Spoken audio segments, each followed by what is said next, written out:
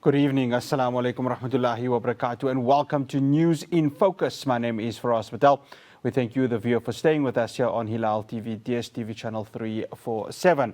Of course, yesterday, Capitol Hill got a new president, the 47th leader of the United States of America, and it's none other than Donald Trump. Trump had signed various executive orders that will kickstart his presidency, many of them controversial, many of them getting the backing of the majority of the US citizens who, of course, went ahead and voted for him. A lot of it's going to be on his domestic policy, but a keen eye from a South African perspective is also going to be on his foreign policy, especially that of the Middle East. Joining me now from Western Massachusetts, I'd like to welcome John Feffer, who is the Director of Foreign Policy in Focus and Global Just Transition at the Institute for Policy Studies. John, thank you so much for joining us here on News in Focus on Hilaal TV. Much appreciated. Thank you for having me on the show. John, I'm watching the inauguration yesterday. You see the Billionaire Boys Club. You see Jeff Bezos. You see Mark Zuckerberg. But of course, the one that stood out is none other than SpaceX owner, ex-owner Elon Musk. Are we about to see a complete shift to mega capitalism under the Trump administration? Well, that's an interesting question because, of course, Donald Trump promised that he would help out the working man. And, of course, a lot of, working class folks voted for Donald Trump. And he even thanked, folks from Black and Latino communities that came out and voted for them, for his team, so to speak. And yet, of course, as you point out, his major backers have been billionaires. He has a dozen billionaires that he's chosen for his cabinet, and the most prominent of those is Elon Musk. Elon Musk plowed about $250 million, $250 million into Trump's campaign, and he profited tremendously, even in the months since the election, made approximately $170 billion just in those months alone with the increase in stock prices for his Tesla. So yes, we are definitely going to see Trump's policies influenced tremendously by the billionaires that are in his cabinet. John, I want to touch on Elon Musk because here in South Africa, on a more obvious basis and on a more glaring basis, we had state capture. And of course, it was facilitated by the Gupta family. And this happened under the presidency of Jacob Zuma. It's not more glaring than Elon Musk, given the wealth that he has and given the presidency of Trump, which just seems to have him side by side, sort of like his right-hand man. One would feel it would be J.D. Vance, but it looks more to be Elon Musk, who's just side by side by Trump. And Musk seems to be getting, if reports are to believe, quite a senior position within the cabinet of Trump. Well, yes. I mean, the interesting thing is that we'll probably see a lot of infighting within the Republican Party and probably within the Trump administration itself. Elon Musk is a controversial and polarizing figure, and there will be disagreements clearly on questions of immigration, on technology. The interesting question about state capture, yes, there clearly will be a form of state capture. In other words, state contracts, for instance, a space mission to go to Mars. Well, that sounds like it's in Elon Musk's wheelhouse, but there'll be other contracts that will be directed towards Musk Associates, and so forth. And that's a form of state capture. But at the same time, we're going to see a reduction of state. In other words, even by the Doge Commission that is headed by Musk himself. In other words, a paring down of the state itself, and in some sense a looting of its assets as a reduction of state redirects resources away, for instance, from government services for ordinary people to state contracts, as I said, for individuals like Elon Musk. So it's an interesting combination of state capture and state reduction at the same time. John, on immigration, he's made it quite clear he's going to crack down on any immigrants who try to enter the United States illegally. Of course, I've been watching various American news outlets, and the rights groups, they are up in arms with regards to this. Where do we stand with regards to this? Because prior to 2020, he, of course, wanted to build this mega wall that separates the United States and Mexico. And ironically, the US and Mexico are co-hosting the FIFA World Cup, which is going to be next year. There's your double whammy right over there, isn't it? Yes. Well, the first time round in the Trump first administration, he tried to go through kind of conventional ways of funding such things as his wall between the United States and Mexico. And he encountered a lot of resistance politically, encountered resistance from lawyers and from individual states in his attempts to deport people. This time around, with his executive actions on his first day, he's basically declared a national emergency at the border, which, in his mind at least, allows him to get the resources he needs to build the wall. He's basically stopped the flow of migrants coming over the border. He effectively has closed the border from that point of view. He's also ended birthright citizenship. In other words, if you are born in the United States, you're an American citizen. That's been basically the law since the founding of the country, and it's even enshrined in the U.S. Constitution. And yet, Trump has signed an executive order reversing that. That's going to be a tough one, of course, to implement. It will be immediately challenged. John, I want to go to something that's probably more closer to your, and of course you have a deeper understanding of so much, but something that you spend a lot of time on, and that is, of course, a climate and just transition. It's no secret that Donald Trump is a huge fan of fossil fuels. He loves oil, as your article states. He loves gas, and he loves coal. We've got COP, which is undoubtedly asking the United States as the quote-unquote big brother of the world to play its part in green energy and the transition into clean energy. How does the world convince Donald Trump with regards to that? It's going to be a tough sell for Donald Trump. He's already announced that he's pulling the United States out of the Paris Agreement. So do not expect much U.S. participation, at least official government participation, in the next COP, which will be in Brazil this year. He also will try to pull the U.S. probably out of the UNFCCC, the kind of UN agency that is responsible for addressing climate change and for administering such agreements as the Paris Agreement. If that moves forward, and it's not a certainty, but it's likely he will try, the United States will remove its funding, which is about 20% of the total. Very similar in some sense to the World Health Organization, which the United States is also pulling out of, thanks to Donald Trump, also supplies about 20% of the funding. So he will hamstring these organizations in terms of funding.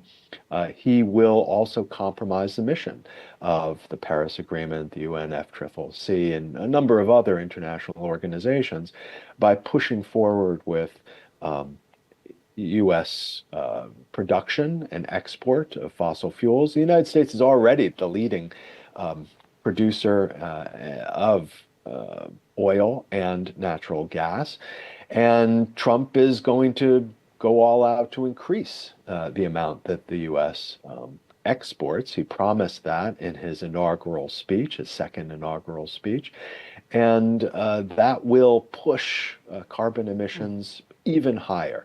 So whatever attempts the international community will be making over the next 4 years to meet its voluntary, of course, pledges under the Paris Agreement to reduce carbon emissions.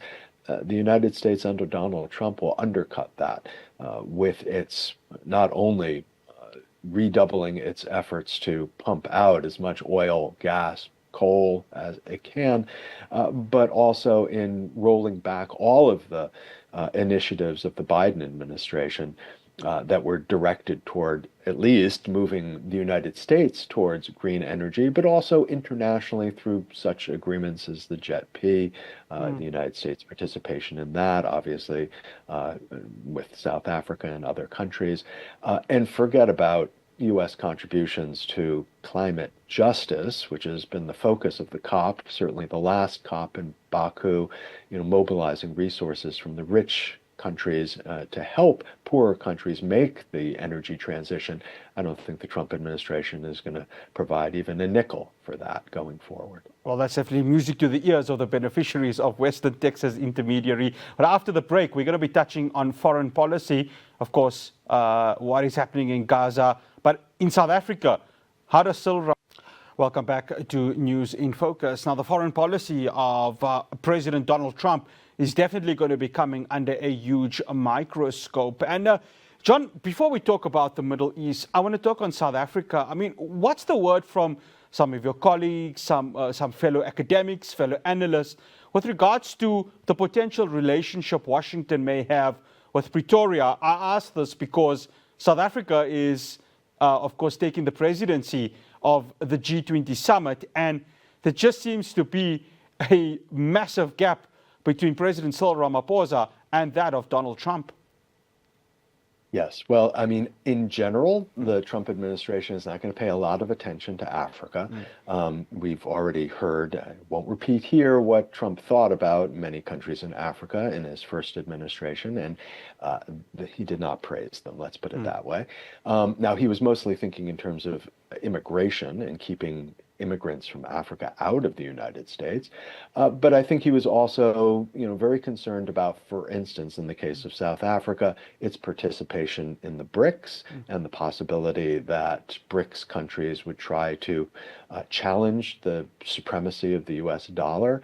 And before he became president this time around, Trump was very clear in his threats against any country or group of countries that would try to challenge the supremacy of the US dollar. At the same time, of course, South Africa has resources that the United States is interested in, mineral resources. There's the possibility, and again, Trump is very transactional, that Trump will try to establish friendly relations with as many countries as possible in the effort to friendshore, in other words, to kind of bring in U.S. allies, economic allies, into kind of protective or protectionist agreements that allow them access to the U.S. market and allow U.S. preferential access to their raw materials and perhaps their finished products as well. So I think South Africa might, be one of the targets of this campaign, shall we say, by the Trump administration to use carrots and sticks to bring, friendly countries, so to speak, closer to the U.S. orbit. John, of course, like yourself and myself also, we were following the ceasefire negotiations that were happening last week. So you've got Joe Biden, who said that it's my team that led this, and then you've got Donald Trump saying it's my team that led this. So it was a classic case of the presidents battling for power with regards to saying that they brought this agreement together. There's concern, and I've of course, seen a lot of your articles with regards to this, John, where you get a sense that no one really knows where Donald Trump is going with regards to the question on Palestine. We've got phase one of the ceasefire that's on the go. You've got Benjamin Netanyahu, who just yesterday said, well, Donald Trump told me this is a temporary ceasefire. You've got Jared Kushner, who has openly had his love and support for Israel. How is this going to end up? Because if you're a resident of Gaza, you're really clutching on whatever hope you have right now, knowing that at any time Donald Trump can say, well, go ahead, Prime Minister Netanyahu, do what you want to do. And then, of course, in the occupied West Bank, you've got settlers where you've got Donald Trump potentially saying he's going to lift these sanctions on settlers. It doesn't make for good reading, doesn't it? No, I mean, unfortunately, the Trump administration cares very little about Palestine and Palestinians. It demonstrated that very clearly in its first term by, suspending all sorts of relationships that the United States had with official Palestinian organizations based in Palestine, but also based in the United States.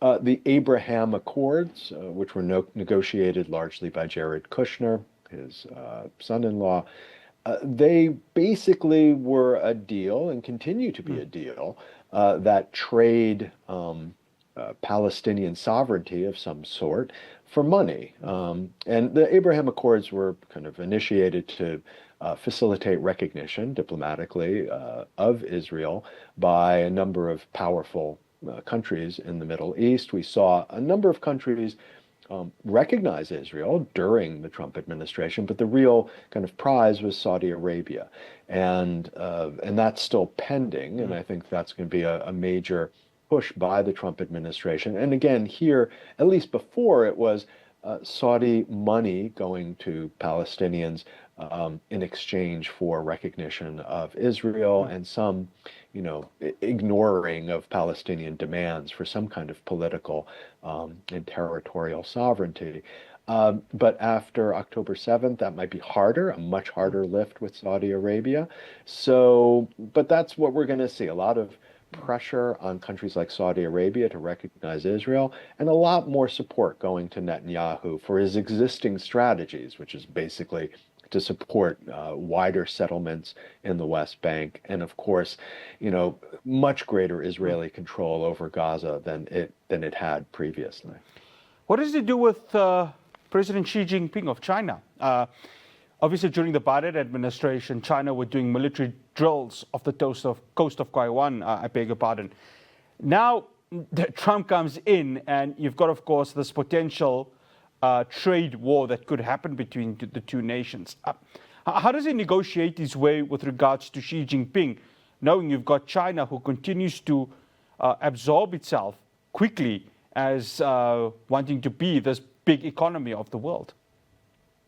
Well, first of all, we already have a trade war between the United States and China. There have been, in the last months, particularly of the Biden administration, some responses by China to U.S. export restrictions against products going to China. Of course, the United States is most interested in preventing very high technology from going over to China, especially semiconductors, these so-called super chips that govern AI, for instance, operations, and China retaliating at the end of last year, putting restrictions on dual use exports to the United States, i.e. Exports that could be used for both civilian and military applications. So we already have a trade war. The question is whether it will escalate or will simmer at this level. And my guess is that it will escalate. I mean, Trump has already promised substantial tariffs, pretty much against everybody, but focused on China. So I expect that will continue. At the same time, Trump is, again, notoriously transactional. He engaged in a number of negotiations with China during his first term. It's conceivable that Xi Jinping will be brought in again for another round of negotiations. Trump was very interested in boosting Chinese investments in the United States and also in reducing the trade imbalance. So that would, of course, mean greater access to Chinese markets for U.S. goods. It's conceivable that Trump over the next couple of years could negotiate something like that, but I'm not holding my breath. John, one final question. Russia, the Ukrainian war has taken quite a toll in terms of United States of American aid. Does Donald Trump put an end to that? Does he tell Vladimir Zelensky, it's time for you to maybe sit on the negotiating table with Vladimir Putin? You've heard Donald Trump saying he'd like to sit on the same table as Vladimir Putin. Do you see that happening? Yes. However, the expectation that the United States would kind of cut off aid to Ukraine, military aid, I don't think that's going to necessarily happen. The Trump administration, well, Trump himself said initially he would end the war on day one. But his appointments, his appointees, have changed that tune and said, well, it might take us 100 days, and I suspect it might take longer than 100 days. In other words, we're not going to see the elimination of the major leverage that the United States has over Ukraine, namely the continuation of military aid. I don't think the United States is going to simply remove its bargaining chip. It's going to continue to supply Ukraine and pressure Russia in the hopes that they can maneuver both parties to the negotiating table. The prospect of Donald Trump sitting down with Vladimir Putin, well, yeah, I mean, he has openly admired Vladimir Putin, and frankly, he's patterned his own administration in some sense after Vladimir Putin's. In other words, surrounding himself with oligarchs and reshaping U.S. policy to meet the expectations of those oligarchs. But at the same time, Vladimir Putin, I think, openly derides Donald Trump, thinks of him as a useful idiot, if nothing else, and will be trying to manipulate Donald Trump. So it's going to be a very heady Game of Thrones kind of scenario, I think, between the United States, Russia, and poor Ukraine trying to preserve its sovereignty and whatever territory it can hold on to. John, unfortunately, we have run out of time. Thank you so much for joining us here on News in Focus on Hilaal TV. Much appreciated. Thank you for having me on the show. That's John Feffer, who is the Director of Foreign Policy in Focus and Global Just Transition at the Institute for Policy Studies. Well, we're still talking Donald Trump and the role South Africa and Africa is potentially going to play in terms of its relations, just not on political relations or diplomatic relations, but most importantly on economic. I'm going to be speaking to Dr. Oscar van Heerden with regards to that.